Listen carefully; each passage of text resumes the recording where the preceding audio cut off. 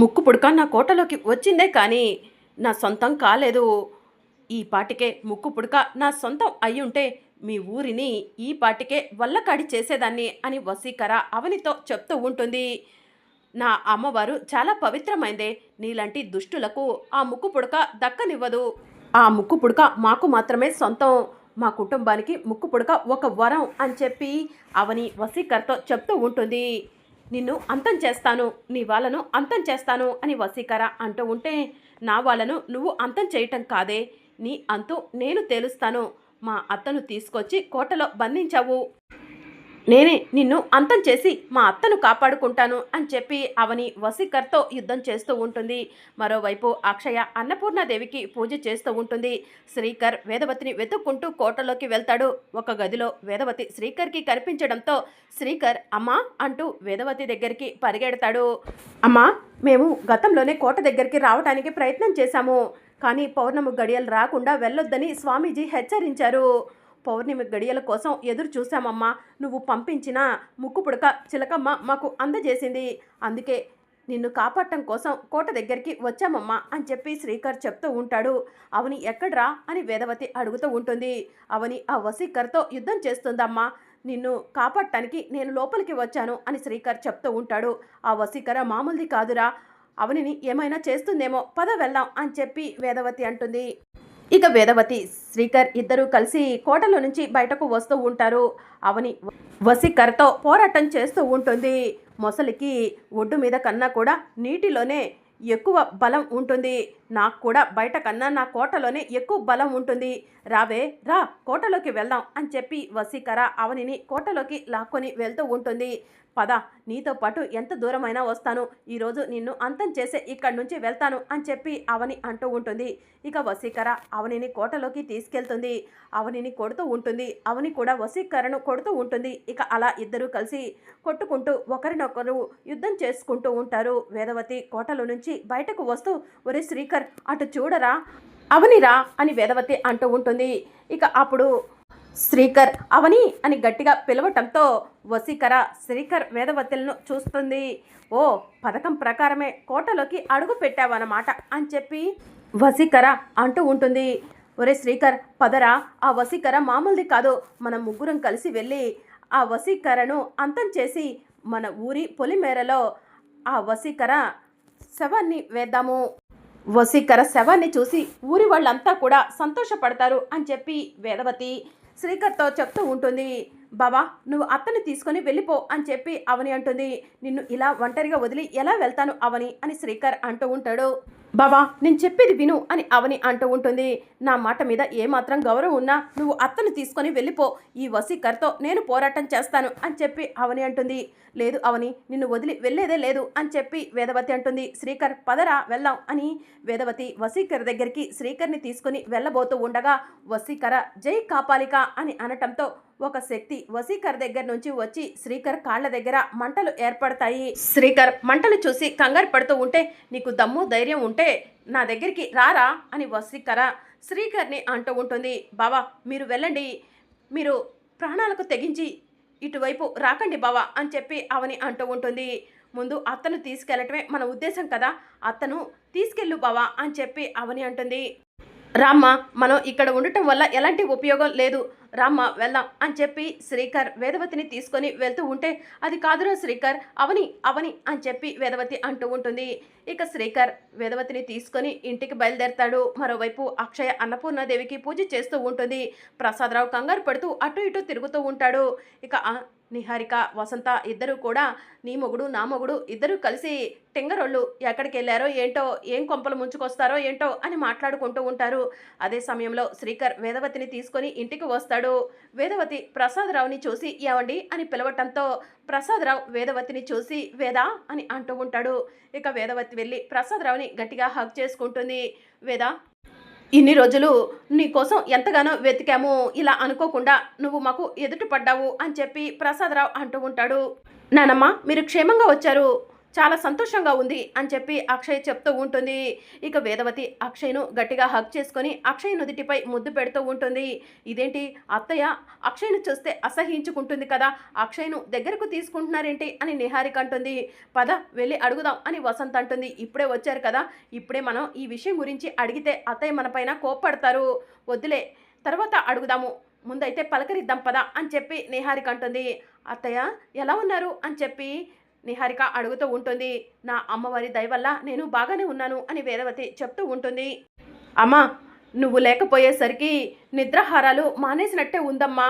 టైంకి తినేవాళ్ళం కాదు, ఎప్పుడూ నీ ధ్యాసే అని చెప్పి వసంత చెప్తూ ఉంటుంది. అవునానా అమ్మ ఎక్కడా అని అక్షయ్ అడుగుతూ ఉంటుంది. అవునరా అవని ఎక్కడా అని ప్రసాదరావు అడుగుతూ ఉంటాడు. ఆ వసీకరతో అవని పోరాటం చేస్తుంది నాన్న అని చెప్పి శ్రీకర్ చెప్తూ ఉంటాడు. అమ్మను అలా ఎలా వదిలేసి వచ్చారు నాన్న అని అక్షయ్ అంటుంది. అవునరా అవనిని అలా ఎలా వదిలేసి వచ్చావు అని చెప్పి ప్రసాదరావు అడుగుతూ ఉంటాడు.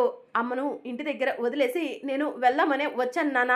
నేను అవనిని కాపాడటం కోసం వెళ్తాను అని చెప్పి శ్రీకర్ అంటూ ఉంటాడు. ఇక శ్రీకర్ వెళ్ళబోతూ ఉండగా నేను అమ్మను కాపాడి తీసుకొస్తాను నాన్న అని అక్షయ్ అంటుంది. నువ్వు వద్దమ్మా మీ అమ్మను కాపాడటానికి నేనే వెళ్తాను అని శ్రీకర్ వెళ్ళబోతూ ఉండగా గుమ్మం దగ్గర సడన్గా మంటలు ఎగసి పడుతూ ఉంటాయి. మన ఇంటి నుంచి బయటికి వెళ్లకుండా ఆ వసీకర ఏదో ప్రయోగం చేసినట్టుంది, అందుకే గడప దగ్గర మంటలు వస్తున్నాయి అని చెప్పి వేదవతి చెప్తూ ఉంటుంది. ఇక వేదవతి అన్నపూర్ణాదేవి దగ్గరకు వెళ్ళి అమ్మ అన్నపూర్ణాదేవి తప్పైపోయిందమ్మా, కొన్ని కారణాల వల్ల కొన్ని పొరపాట్ల వల్ల అవనిని అపార్థం చేసుకున్నాను. నేను చేసిన తప్పుకు నేను నిన్ను క్షమాపణ అడుగుతున్నానమ్మా, చెంపలు వేసుకుంటున్నానమ్మా అని వేదవతి చెంపలు వేసుకుంటూ అన్నపూర్ణాదేవిని క్షమాపణ అడుగుతూ ఉంటుంది. అవనికి చెడ్డ పేరు రావాలని మనం ఎంతగానో ప్రయత్నించాం, కానీ అవని ఇచ్చిన మాట ప్రకారం అమ్మను కాపాడి మంచి పేరు తెచ్చుకుంది అని వసంత్ అంటుంది. అవని అంతే, మాట ఇచ్చిందంటే నిలబెట్టుకుంటుంది అని చెప్పి నిహారిక అంటుంది. ఇంట్లో నుంచి ఆ వసీకర ఎవరిని కూడా వెళ్లకుండా అడ్డుకుంటుంది. ఎలాగైనా సరే నేను కోట దగ్గరికి వెళ్తాను, అమ్మను కాపాడుకుంటాను అని అక్షయ మనసులో అనుకుంటుంది. ఇక మరోవైపు వసీకర అవని ఇద్దరి యుద్ధం జరుగుతూ ఉంటుంది.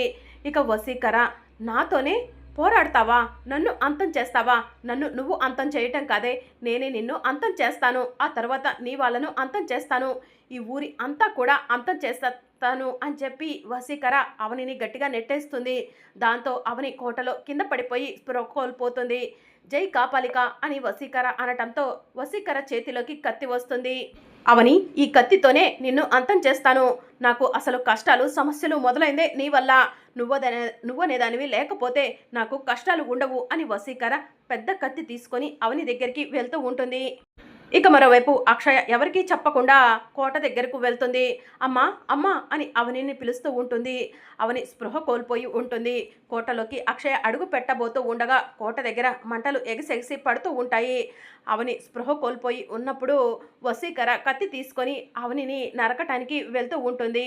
అవని చేతికి దగ్గరలో ముక్కు పుడక ఉంటుంది. ముక్కు పుడక శక్తితో అవని ఒక్కసారిగా కళ్ళు తెరుస్తుంది. వసీకర కత్తితో అవనిని నరకబోతూ ఉండగా అవని వసీకర చేతిలో ఉన్న కత్తిని గట్టిగా పట్టుకుంటుంది.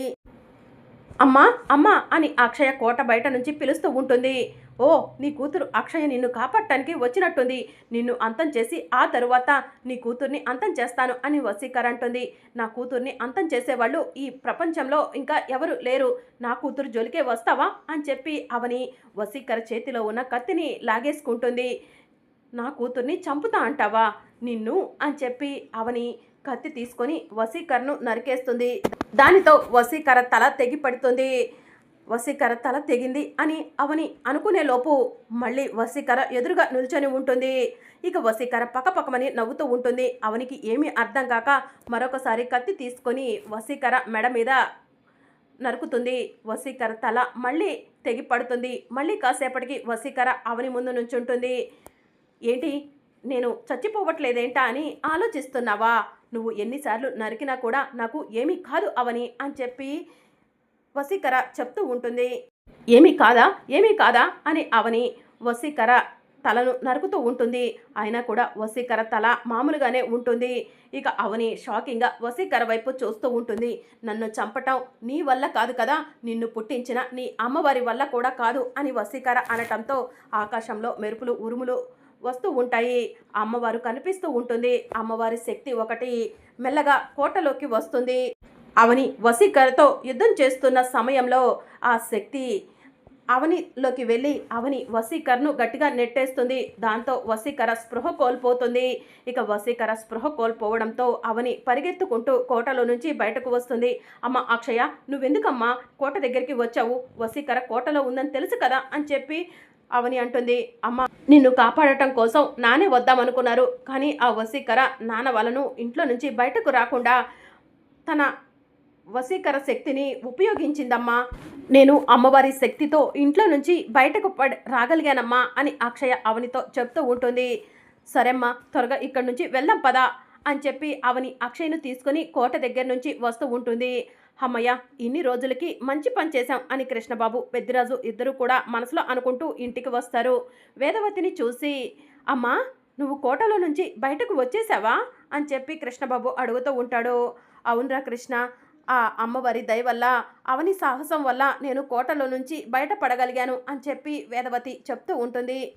ఇంతకీ అవనెక్కడా అని చెప్పి పెద్దిరాజు అడుగుతూ ఉంటాడు. అవని వసీకరతో పోరాటం చేస్తుంది ఇంకా అని చెప్పి శ్రీకర్ చెప్తూ ఉంటాడు. ఇంకా వసీకరతో అవని పోరాటం చేయటం ఏంటి?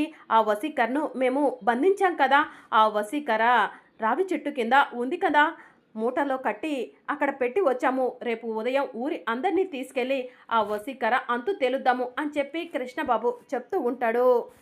ఏం మాట్లాడుతున్నారు మీరు? అవని ఆ వసీకరతో కోట దగ్గరే ఉంది అని చెప్పి శ్రీకర్ చెప్తూ ఉంటాడు. అయితే అందరం కలిసి కోట దగ్గరికి వెళ్దాం పదండి అని పెద్దిరాజు అంటూ ఉంటాడు. అప్పుడే అవని అక్షయ ఇద్దరు కూడా గుమ్మం దగ్గరకు వచ్చి నుంచుంటారు. నానమ్మ అని అక్షయ్ పిలవటంతో వేదవతి గుమ్మం వైపు చూస్తుంది.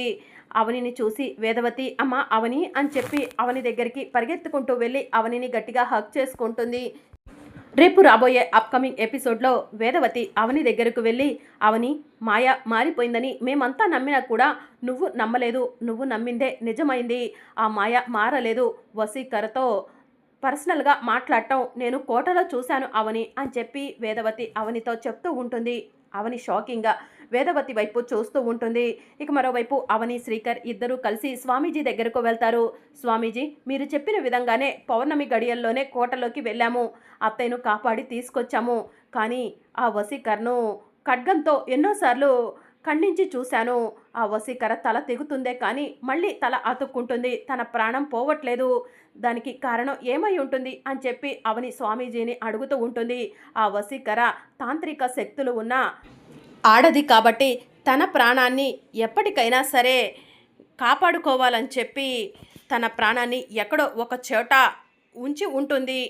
మాయల ప్రకీరు తన ప్రాణాన్ని చిలుకలో దాచిపెట్టినట్టు ఆ వసీకర ప్రాణం కూడా ఎక్కడో ఒక చోట బందీగా ఉండి ఉంటుంది అని చెప్పి స్వామీజీ చెప్తూ ఉంటారు. మరి అప్కమింగ్ ఎపిసోడ్లో ఏం జరగనుందో తెలుసుకోవాలనుకుంటున్నారా? అయితే ఛానల్ను సబ్స్క్రైబ్ చేసుకొని సపోర్ట్ చేయడం మర్చిపోకండి. Thank you for watching.